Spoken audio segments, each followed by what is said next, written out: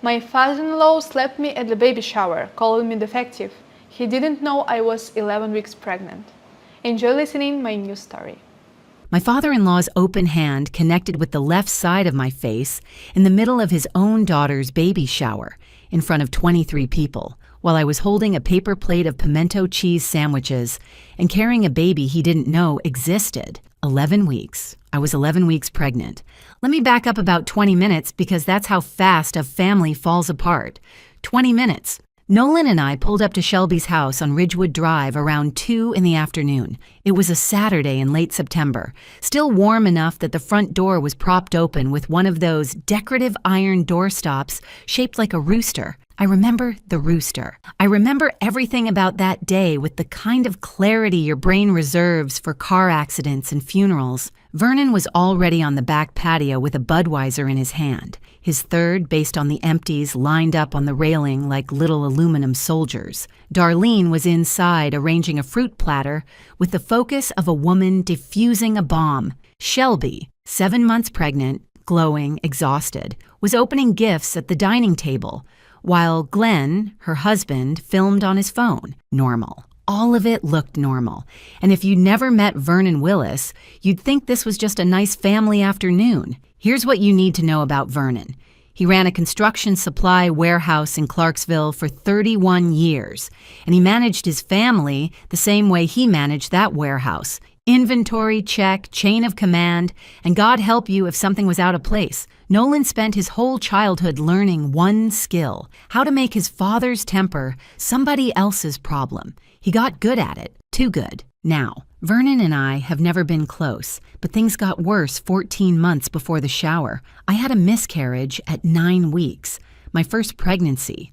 I was wrecked. Nolan was wrecked. And Vernon, this is the part that still makes my jaw tight, Vernon told Nolan in private that maybe I wasn't built for this. Those words, built for this, like I was a piece of equipment that failed inspection. Nolan told me about it 6 months later during a fight about something else entirely. He let it slip like it was nothing. I filed it in the part of my brain where I keep things I'll never forget and never forgive. So when Vernon looked at me across Shelby's living room that afternoon, beer number 3, tilting in his hand, and said, loud enough for the aunts and the cousins and Shelby's neighbor with the deviled eggs to hear, "Still no kids, Jenny? Some women just aren't cut out for it, I guess." I didn't flinch.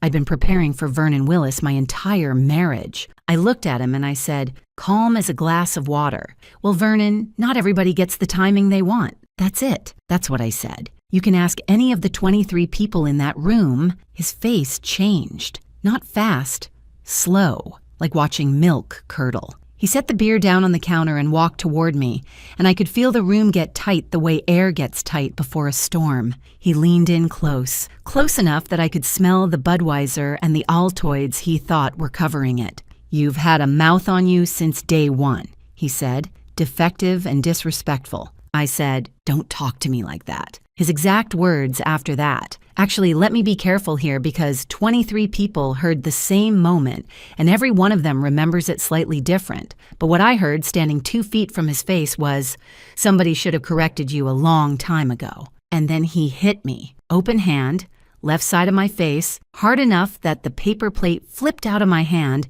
and pimento cheese landed on Shelby's carpet. Hard enough that my ear rang for 4 hours afterward. The room went dead silent. 23 people turned into statues. The only sound was the playlist Shelby had going on her Bluetooth speaker, some acoustic lullaby version of a Beatles song, which, if you think about it, is the most absurd soundtrack possible for watching your father-in-law assault you next to a diaper cake. Then the phones came out.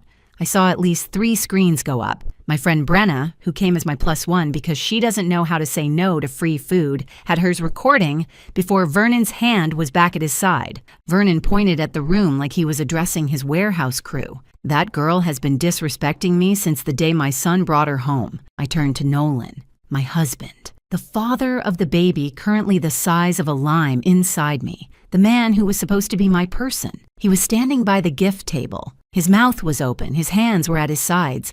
He didn't move. 23 adults in a room decorated with pink and blue streamers, a diaper cake on the counter, and my father-in-law just hit me next to the veggie tray. There is no Hallmark card for that. Before I get into what happened at the hospital, if this story already has your blood pressure up, you're my kind of people. Hit subscribe and tell me in the comments where you're watching from and what time it is there. I read every single one, and some of your time zones blow my mind.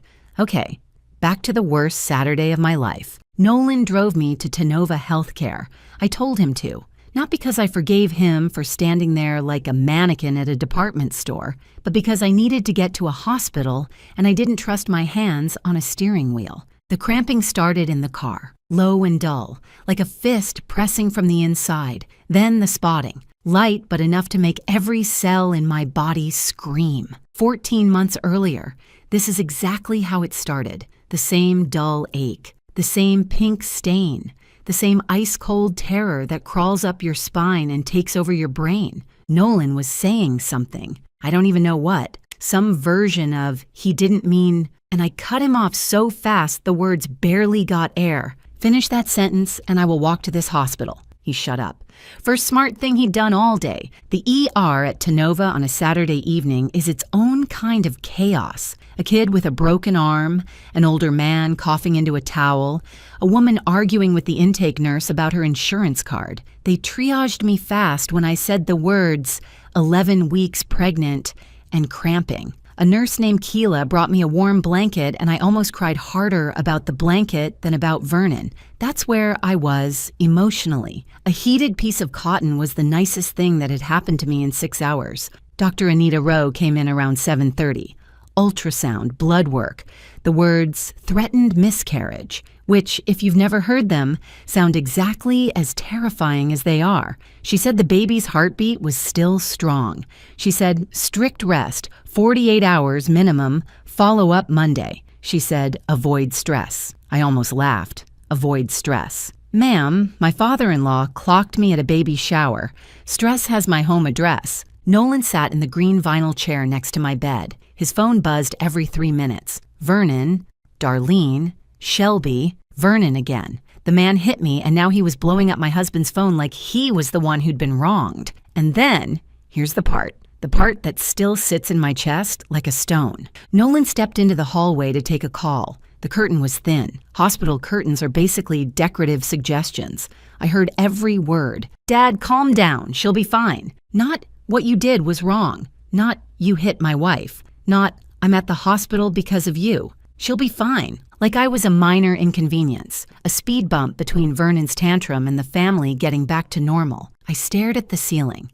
This has nothing to do with anything, but the ER had this painting of a sailboat above the intake desk. White sails, blue water, perfect little horizon line. I stared at that painting for 3 hours. I can still describe every brushstroke on that boat. Funny what your brain locks onto when the rest of your life is rearranging itself around you. Lying there, I started doing what every woman does when something terrible happens. I questioned myself.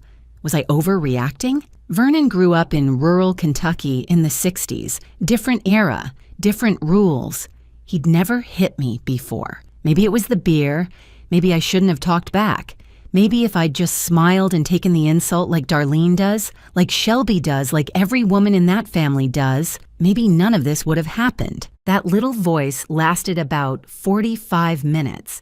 Then I remembered the sound my paper plate made hitting the carpet. I remembered the ringing in my ear. I remembered the word defective. And I remembered I was 11 weeks pregnant with a daughter. I didn't know she was a daughter yet, but I know now, so I'm telling you. And that man put his hands on me. Number one, I was not overreacting. At 10:47 p.m., Brenna texted me. I recorded the whole thing. 41 seconds. Clear as day, just say the word. I didn't answer yet, but I saved that text. Now I know what some of you are thinking. Why didn't you leave years ago? Why didn't you draw a line with Vernon the first time he opened his mouth? And honestly, I've asked myself that so many times I wore the question out, but you don't see the cage when you're inside it. You just think that's the shape of the world. Let me give you the tour. Vernon Willis controlled everything, and I don't mean he was old-fashioned or set in his ways. I mean he ran his family like a shift schedule. Thanksgiving was at his house, always. Christmas was at his house, always.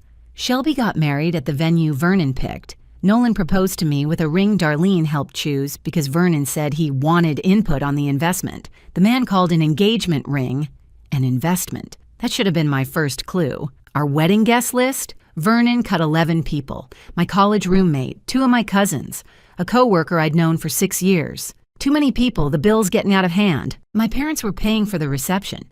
Didn't matter. Vernon had opinions, and Vernon's opinions were law.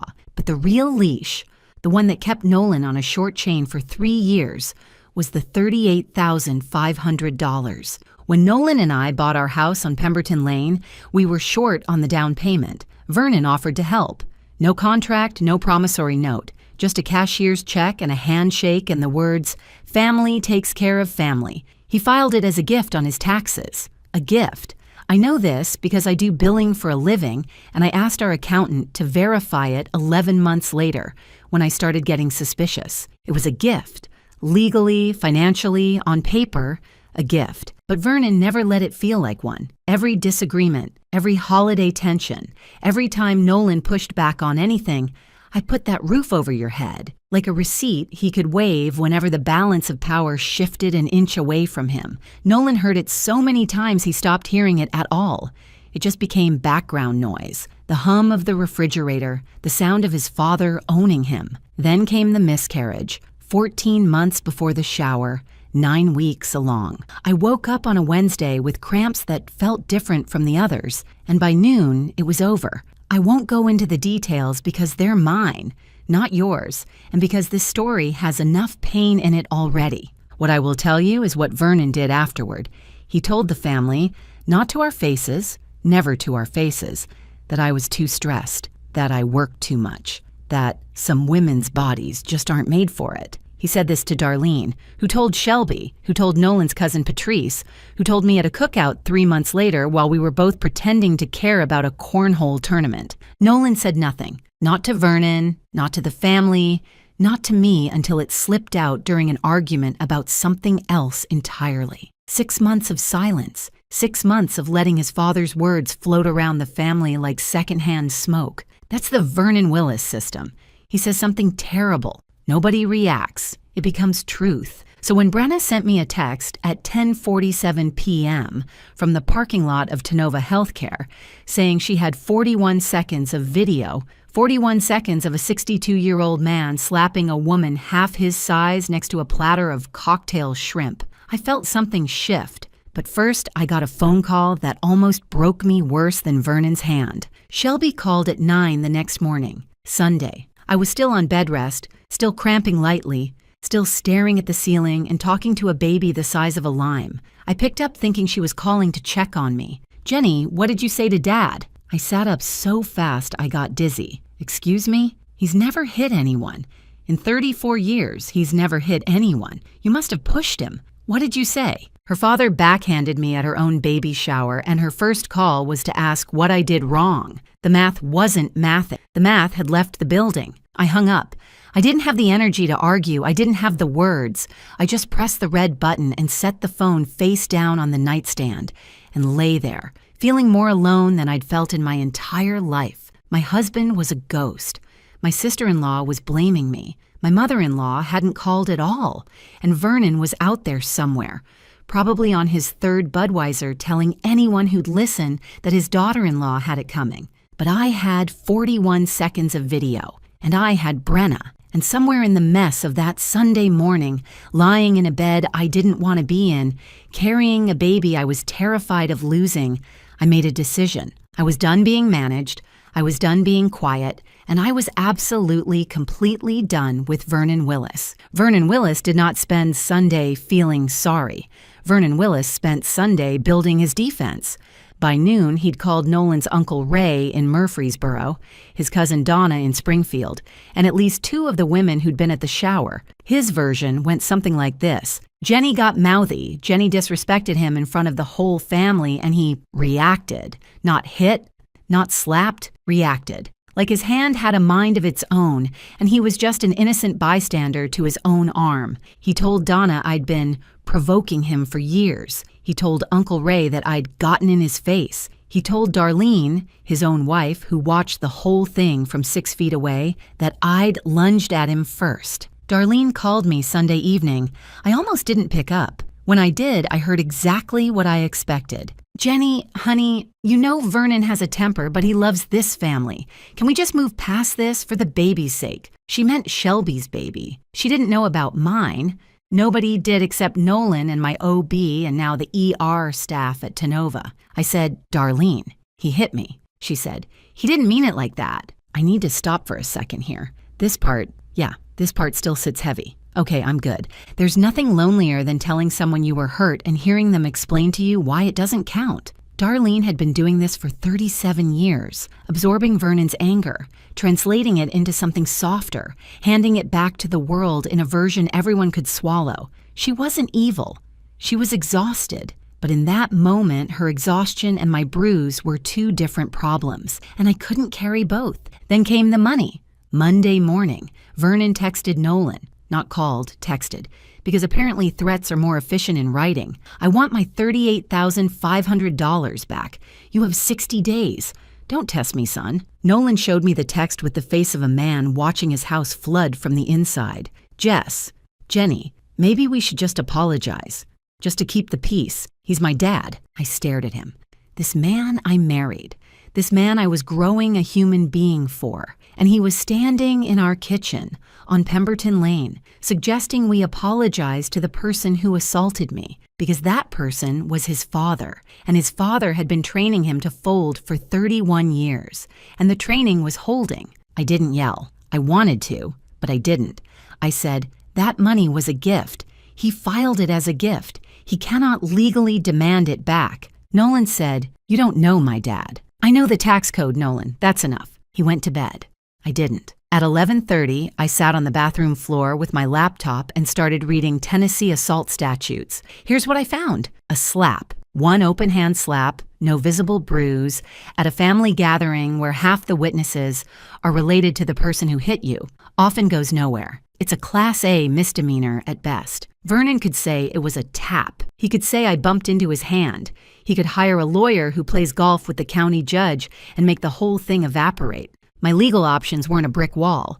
They were a wet napkin. So now, my husband wanted to apologize. The law was a question mark. Shelby thought I provoked it. Darlene wanted me to move past it. Vernon was telling the extended family I was the villain. And I was 11 weeks pregnant, sitting on cold bathroom tile at 1 a.m., wondering if I was the only sane person in this family or if I was actually the crazy one. I almost packed a bag. I'm telling you, my mom's house in Bowling Green is 2 hours north. I know the route by heart. I-24 to exit 2, left on Nashville Road, right on Dishman Lane. I could have been there by 3 in the morning. I could have slept in my old twin bed with the quilt my grandmother made and pretended none of this was happening. I called Brenna instead. 1:30 a.m. She picked up on the second ring, which tells you everything about Brenna Oglesby. I was ugly crying, not the delicate kind. The kind where your nose runs and your words come out in chunks and you sound like a seal with a head cold. I can't do this. I can't fight his whole family. I can't fight Vernon and Darlene and Shelby and my own husband all at once. Brenna let me cry for about 90 seconds. Then she said, "Jess, 23 people watched him hit you. I have it on video. 41 seconds. His hand, your face, clear as day. He's not winning this." I didn't feel brave. I didn't feel strong. I felt like a woman on a bathroom floor at 1:30 in the morning who hadn't eaten since the pimento cheese sandwiches at the shower, and whose back hurt, and whose ear was still faintly ringing. But I didn't pack the bag. Vernon texted Nolan demanding $38,500 back. This man retired with a $1,400 a month pension and a base boat he takes out twice a year. Where exactly did he think that money was going to come from? The publisher's clearinghouse? Tuesday morning, I did 3 things. First, I drove to the Clarksville Police Department on Commerce Street and filed a report. Officer named Dustin Prewitt, young, patient, took my statement, and Brenna's video on a USB drive. He didn't promise an arrest. He didn't promise anything, but the report existed. Paper trail, date stamped, on the record. Vernon Willis struck Genevieve Willis at a family gathering on September 28th in the presence of 23 witnesses. That sentence now lived in a system Vernon couldn't charm, bully, or intimidate. Second, I had Brenna airdrop me the video. I saved it in 3 places: my phone, my laptop, and a Google Drive folder I shared with Brenna entitled Insurance. 41 seconds. I'd watched it 9 times by then. Each time I noticed something new. The way Vernon's shoulders squared before the swing. The way Darlene's hand went to her mouth, but her feet didn't move. The way Nolan, my Nolan, just stood there with his arms at his sides like a boy waiting to be dismissed from the principal's office. Third, and this was the hard one. I sat Nolan down at the kitchen table after dinner. He'd made spaghetti, which he only does when he feels guilty, so the apartment smelled like garlic and regret. I turned off the TV, I put my phone face down, and I said the sentence I'd been rehearsing in my head for 3 days. I am 11 weeks pregnant. Your father hit me while I was carrying your child. If you don't choose us right now, me and this baby, I will choose us without you. Nolan didn't argue. He didn't deflect. He didn't say, "That's just Dad." He put his face in his hands and he cried. Not the angry kind. The kind that comes from somewhere deep and old, from a place that's been locked shut for years. He cried like a man grieving a father who never existed, the one he'd been making excuses for since he was 5 years old, the one who was supposed to be safe, the one who was supposed to protect people instead of hitting them next to a tray of cocktail shrimp. He said, "I know. I've always known what he is. I just didn't want it to be real." That was the most honest thing Nolan Willis had ever said to me, and it broke my heart and put it back together in the same breath. He picked up his phone. I'm calling him. Speaker on. I sat across the table and listened. Vernon answered on the first ring, already loud, already performing. "Finally, your mother's been worried sick. When are we putting this behind us?" Nolan's voice was flat, steady, a voice I'd never heard from him before. "Dad, she's pregnant." 2 seconds of silence. Then Vernon said, "What?" "Jenny is pregnant. 11 weeks. You hit a pregnant woman, Dad." I could hear Vernon breathing. Then, "Well, how was I supposed to know that?" That was his answer. Not, "Oh my God," not, "Is she okay?" not, "Is the baby okay?" How was I supposed to know that, like the pregnancy was the problem? Like hitting a non-pregnant woman would have been fine. Nolan closed his eyes. "That's your answer." Vernon's voice got louder. His default when he's losing. "You're choosing her over your own blood. After everything I've done for you, I put that roof." "You're going to talk to me about blood?" Nolan said. "Your blood is growing inside my wife right now, and you put your hands on her." I barely touched. "Goodbye, Dad." He pressed the red button, set the phone on the table between the spaghetti pot and the paper towel roll. And we sat there. And I'm going to tell you something petty. When Nolan hung up that phone, I didn't feel relief. I didn't feel victory. I felt hungry, like my body had been clenched for so long that the second it relaxed, my stomach just woke up and said, "Oh, hello, we haven't eaten since lunch." I made a peanut butter sandwich at the kitchen counter and ate it standing over the sink with tears still drying on my face. Glamorous? No. Real? Absolutely. That night, Vernon called back 4 times, voicemail, voicemail, voicemail, voicemail. The next morning, I texted Brenna, "Send the video to Shelby." She did. Shelby called me 40 minutes later, crying so hard I could barely understand her. I watched it 6 times. "Jenny, I'm sorry. I am so sorry.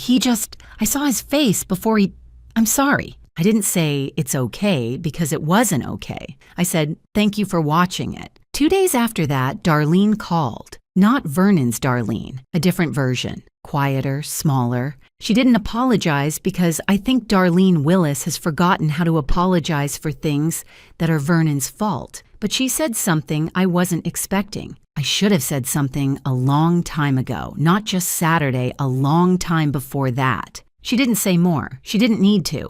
That sentence was probably the bravest thing Darlene had said in 37 years of marriage, and we both knew it. 6 weeks later, I was 17 weeks along. Ultrasound showed a healthy baby girl, measuring right on track, heartbeat strong, kicking like she had somewhere to be. Vernon had called Nolan 11 times in those 6 weeks. Nolan answered 0. Not because I told him not to. I never told him not to talk to his father. I told him to choose. He chose. The rest was his. Shelby came around, slowly the way trust rebuilds, not in one conversation, but in small, consistent acts. She apologized 3 separate times. The third time, I said, "Shelby, you can stop apologizing and start showing up." She brought a casserole dish the next day. Tuna noodle. Terrible recipe. Overcooked pasta. Way too much cream of mushroom. I ate 2 helpings. Darlene started coming to Sunday dinners at our house. Alone. She'd drive over from the house on Whitfield Road, park her Buick LeSabre in our driveway, and sit at our table like a woman learning how to breathe in a room where nobody was going to yell. She held my hand once, 3 seconds, no words, just her dry hand over mine on the kitchen table, and then picked up her fork and asked Nolan to pass the rolls. That was Darlene's version of a revolution. The $38,500, Vernon never brought it up again. Because it was a gift, filed as a gift, documented as a gift, and Vernon knew it. He knew it when he wrote the check.